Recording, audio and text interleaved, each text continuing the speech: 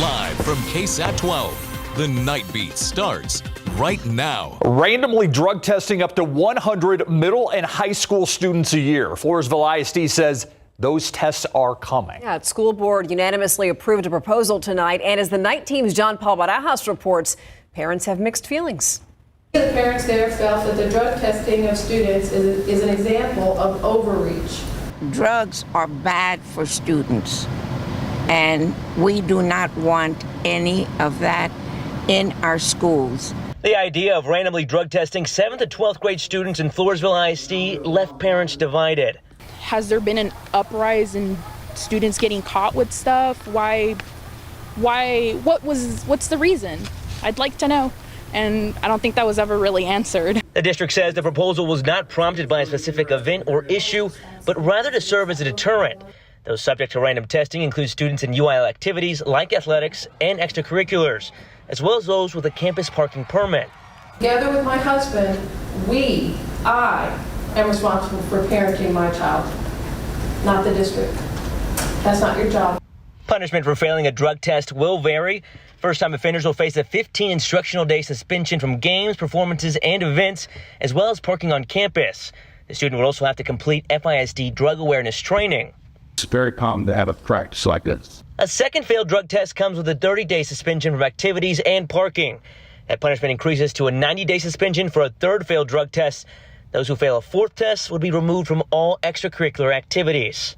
If you're accepting and placing this policy in place, let me know raise your hand. Motion carries 5-0. The district tells us a year of testing will cost at least $3,400, not including potential retests. All failed drug tests will stay on a student's record until they graduate. You don't know when it's going to happen, and so it just kind of keeps you walking the straight and narrow. John Paul Barajas, KSAT 12 News. Now tonight we are taking a big step towards fighting fentanyl. A drug company says that it's about to start human clinical trials for a vaccine that would stop fentanyl from killing people.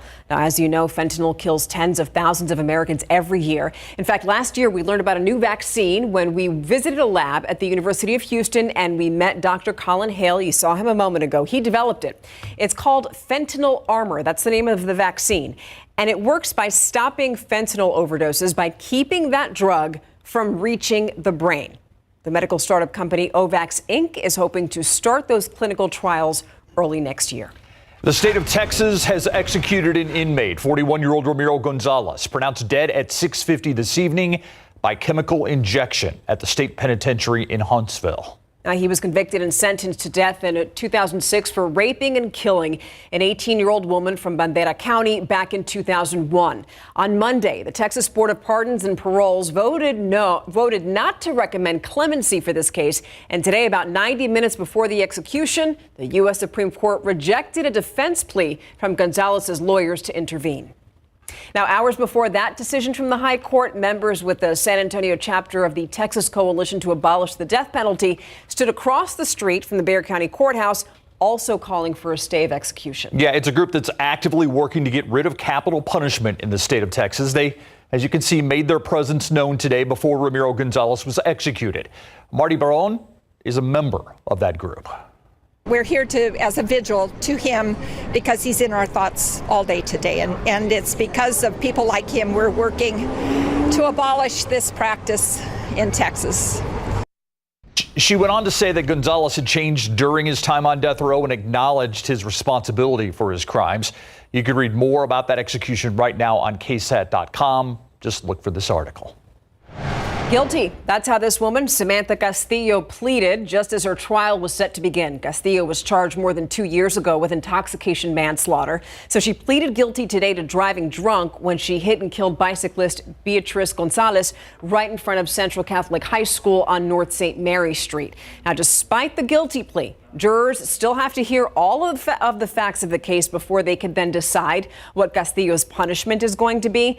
By the way, she's facing probation to a maximum of 20 years in prison. It didn't take long for a jury to decide the fate of Celedino Saldana this afternoon. He could spend the rest of his life behind bars after being found guilty of attempted capital murder of a police officer in connection to a 2022 shootout with police. Saldana was left paralyzed as a result of that shootout. and took the stand in his own trial in what was a last-ditch effort to explain why he shot at officers that night. Here's what he said.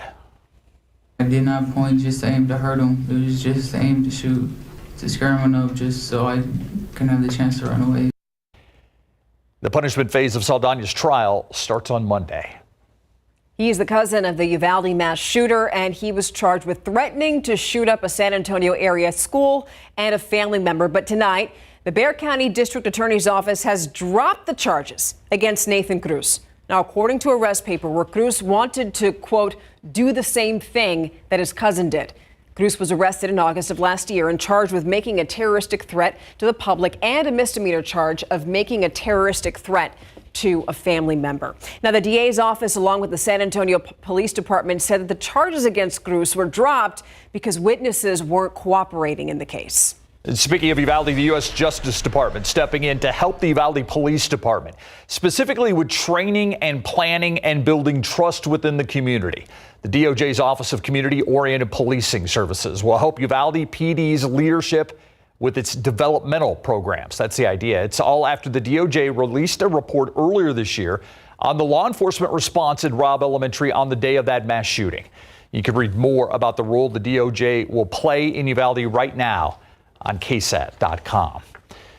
Hard to believe tomorrow marks 2 years since that tragedy on Quintana Road. 53 migrants found dead, many inside a tractor trailer on that road on June 27, 2022. More on the Quintana Road tragedy on all of our newscasts tomorrow. Now, happening tomorrow, the first debate of the presidential election is going to take center stage in Atlanta, Georgia. Now, there's going to be no audience when President Joe Biden and former President Donald Trump go head to head. The microphones are going to be muted while the other person's talking. By the way, you can watch this debate live on KSAT or on any of our streaming platforms. The debate is set for 8 o'clock tomorrow night.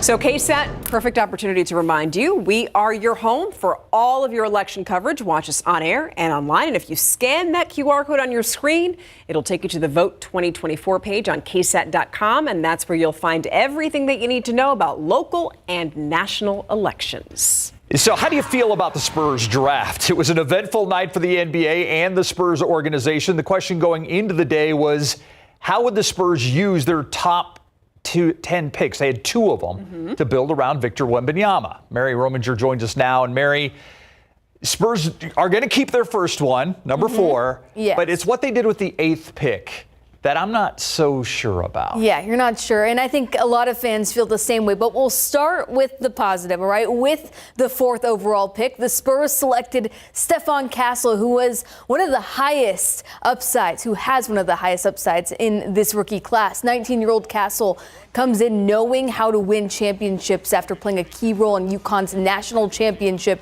as a freshman. The Georgia native's physical attributes are notable for a guard. He's 6'6", with a 6'9" wingspan, which translates to being an outstanding defender. The Spurs did trade away their 8th pick, and that adds some cap space. We'll have more from GM Brian Wright and a one-on-one with Castle in sports. That's what went down in Brooklyn. Now let's check in with the Spurs faithful. The night team's Avery Everett is at the Rock at La Cantera for the official Spurs watch party. She joins us now live. Avery, how have the fans handled tonight?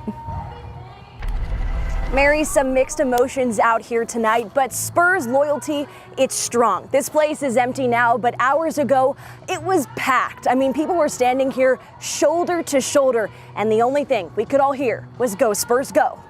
With the 4th pick in the 2024 NBA Draft, the San Antonio Spurs select Stephon Castle. This is going to make us our championship qualificator, you know what I mean? I'm here with my grandkids, and we are just enjoying the day. You can support the Spurs, who doesn't want to do that? And they're just having a ball.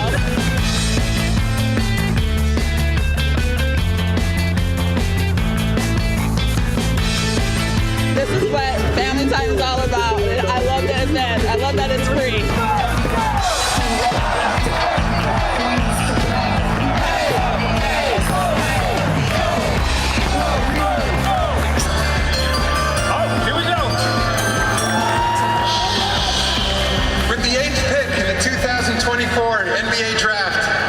the San Antonio Spurs select Rob Dillon.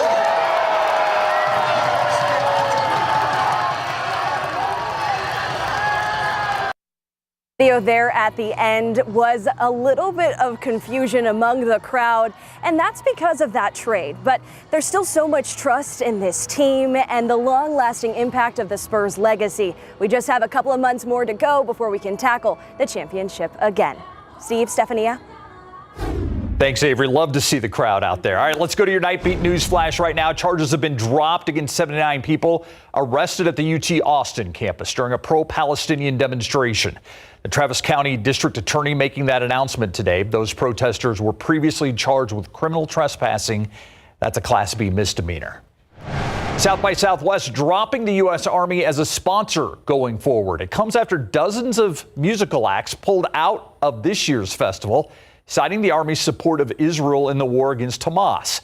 South by Southwest added on their website they'll be dropping sponsorships with companies that manufacture weapons as well. The Army had been a longtime, quote, super sponsor of the event with companies like Delta and Volkswagen. And that's a look at your Nightbeat News Flash.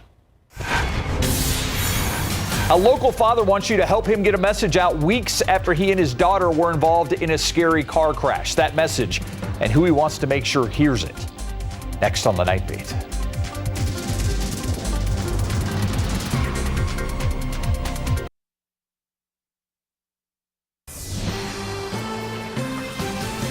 Next summer, you won't have as many direct flights to choose from if you want to go from San Antonio to Germany. Yeah, Condor Airlines, which started offering 3 direct flights to Frankfurt every week, just announced it's cutting down on those flights from San Antonio International to twice a week. Now, that should be happening by next summer.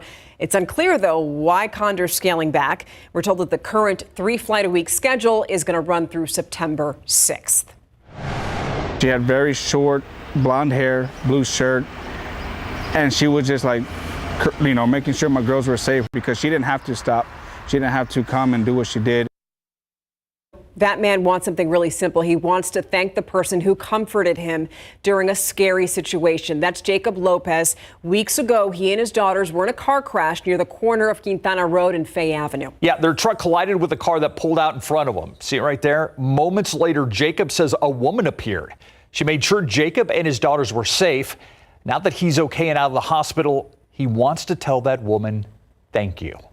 She had very short blonde hair, blue shirt, and she was just like, you know, making sure my girls were safe because she didn't have to stop. She didn't have to come and do what she did. He wants to say thank you. Lopez just wants the woman to know he's grateful. He's also taken his story to social media. Here you see his message on TikTok. We'll let you know if the two meet up.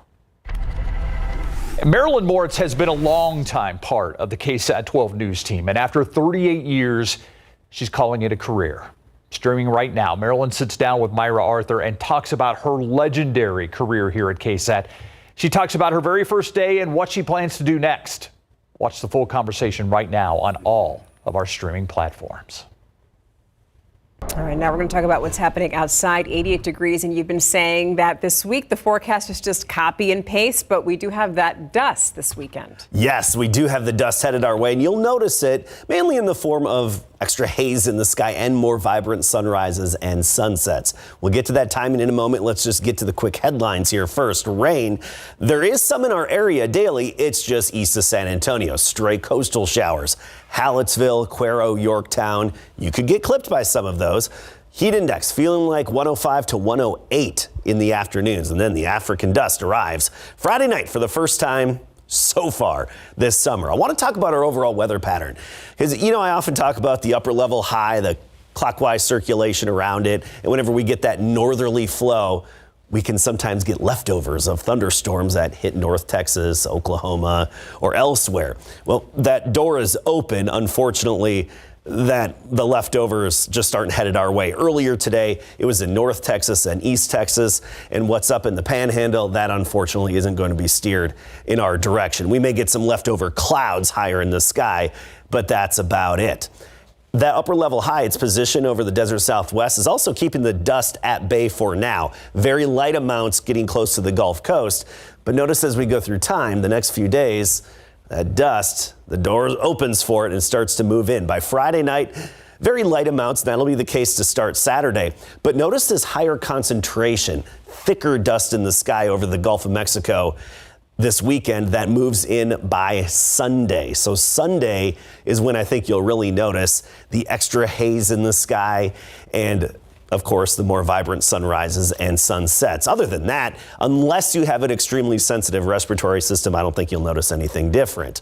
And that's going to hang out for a couple of days. All right, let's talk tropics. Two systems out there we're watching. One way out in the Atlantic, that's closer to Africa, and another one in the Caribbean near Jamaica right now. Both of these headed westward with a low end, but a potential to develop into the next tropical system, tropical disturbance. And I want to focus on this one near Jamaica because that energy is going to make it into the southern Gulf of Mexico. Unfortunately, with our steering flow, I think the energy and moisture is just going to be kept too far to the south to give us any much needed rain.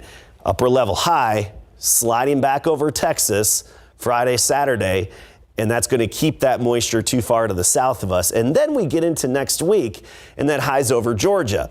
Now, keep in mind, I mentioned that clockwise flow, the steering flow around that high. Hey, look, our steering wind is coming off the Gulf of Mexico, so the door's open again next week for moisture and energy to move in. Just unfortunately, right now, it doesn't look like we have any moisture and energy available to move through our open door. And you look at the rainfall potential over the next 7 days, pretty much all around Texas, just not so much in Texas. We're like in the little donut hole right there. 90 degrees. Our temperature right now, we made it to 97 earlier today, and tomorrow's going to be the same. 79 in the morning at 7 a.m., already 90 at noon, 97 the high, but feeling like it's closer to 105, and not much of a breeze. We're talking variable breeze at about 2 to 8 miles per hour. That's about it. So not much movement to the air.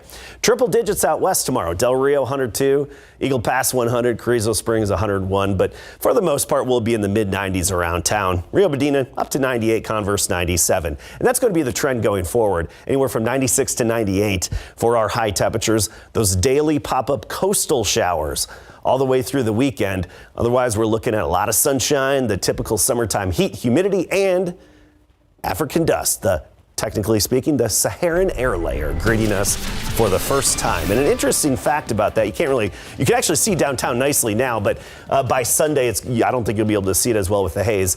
The African dust is a primary fertilizer to the Amazon rainforest due to the minerals in it. Yes. Fascinating. Okay. NASA has done great research on this. All right. Thank you. All right, if there's any doubt that San Antonio bleeds silver and black, you just had to go out to the Rock. Yeah, wow. Tonight. What a great turnout out there. That was incredible. I want to know what the Spurs say about this trade. Yeah, it sounds like they're thinking a little bit more for the future. I mean, that's kind of obvious, right? But that's what we've heard so far from GM Brian Wright. We'll hear more from him after the break. And there was a lot of surprises on night one of the NBA draft, but great to see the number 4 overall pick, Stephon Castle. And we talked to him one-on-one, 3 questions with Castle coming up right after the break.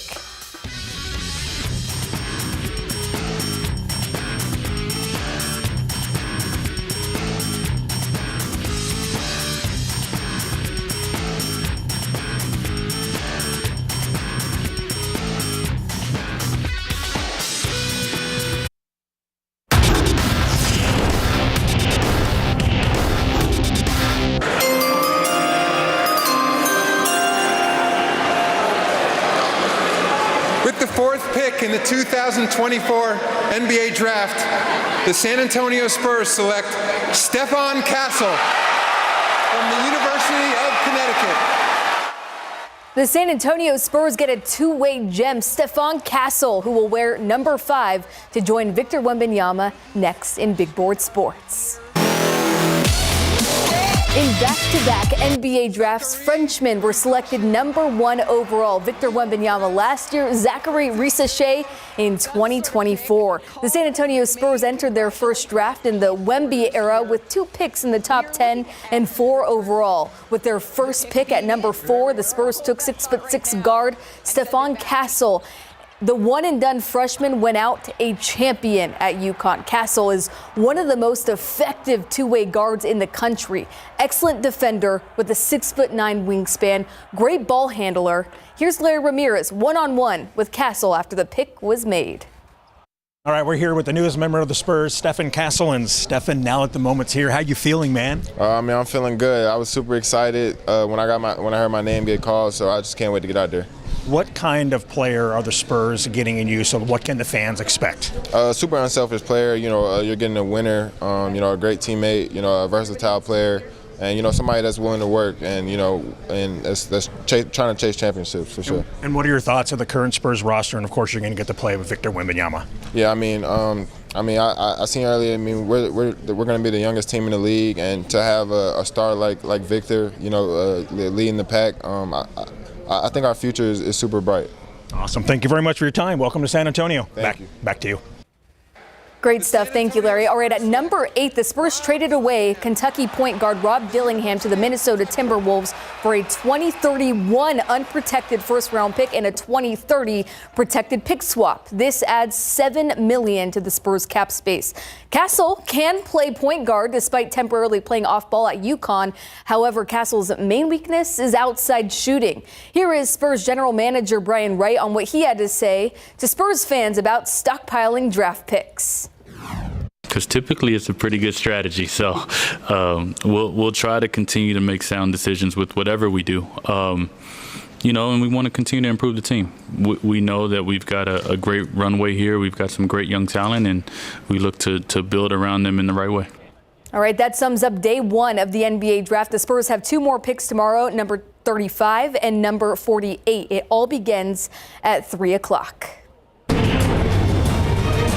The University of Texas wasted no time bringing in its new baseball coach, Jim Schlossnagle. His introductory press conference was this afternoon, where he said he was sympathetic to the anger of Texas A&M fans, but all I can say is I have a career too.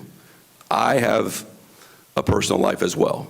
I have goals, and I just simply felt like no negative at A&M, just the positives of the alignment and, frankly, my relationship with Chris. All right, there you go. We catch up with former Spur George Hill after the break and check in with Copa America. Welcome back. San Antonio Spurs 2008 first-round draft pick George Hill held a basketball camp this morning. The Ballin' in 210 camp was held at Sotomayor High School, and the 15-year NBA veteran was hands-on, helping around 100 campers with their game from ball handling skills to teamwork. Hill tells us why he looks forward to this camp each year. It's fun. I remember when I was that age and wish I had people that I can look up to show me the little, almost like the cheat codes of basketball, sort of, in this aspect. But to see the smile on their face, to see them learning, getting better. I've seen kids that came to the camp last year to this year, and the first thing they said was like, I've been working on those drills you showed me. You can tell that they have. Their upside has gotten a lot better, and it all works. Hill is currently a free agent living on his 900-acre ranch in Hill Country. All right, Copa America. Mexico falls 1-0 in the group stage. Ooh. Yeah, unfortunate outcome. Yeah. George Hill lives in the Hill Country. I like that. 900 acres, you said? Yep. Small. Okay, yeah. Small spread. Thank you so much for staying up with us. Now that the Spurs have a castle, they need a drawbridge. That's what I think. That's what you think? Yeah.